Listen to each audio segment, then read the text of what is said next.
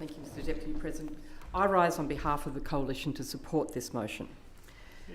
We have the great fortune to live in a democratic society underpinned by the rule of law, where we are able to exercise a number of rights, including the right to freedom of speech and the right to freedom of the press.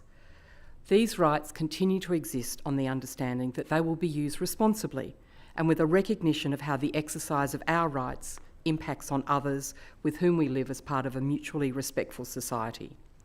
My right to freedom of movement does not mean I can walk down Martin Place and everyone has the obligation to move out of my way.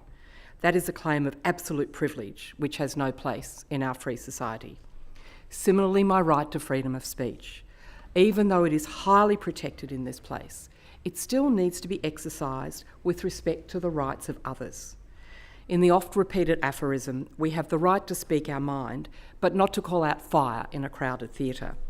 And the same limits apply to freedom of the press. It is sometimes said by journalists that their role is speaking truth to power. But in this case, as in too many other cases, the emphasis has been less on speaking truth than on trying to make a point to power. It is the role of journalists to uncover the truth, especially in possible cases of corrupt or criminal conduct. However, it is just as equally the role of a journalist to report the truth, even when that truth is not the exciting headline for which they had hoped.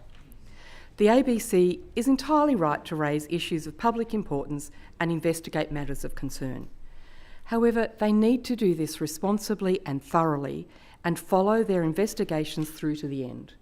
When they conduct interviews and report theories about events, such as the tragic fire in the ghost train at Luna Park, and when their own reporting triggers a re-investigation which finds no suggestion of criminal activities or associations, then as responsible right bearers, they need to report this as prominently as any allegations and issue apologies for any harm which has been caused. They have not done this, and this should be corrected immediately.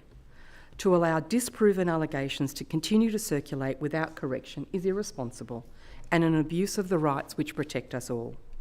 This is the truth which their institutional power needs to recognise. An apology, as well as being the responsible course of action, is also the prudent course of action. If the ABC or any other news outlet raises sensational allegations often enough without responsibly following through and reporting the facts and final outcome, like the boy who cried wolf once too often, they will stop being believed.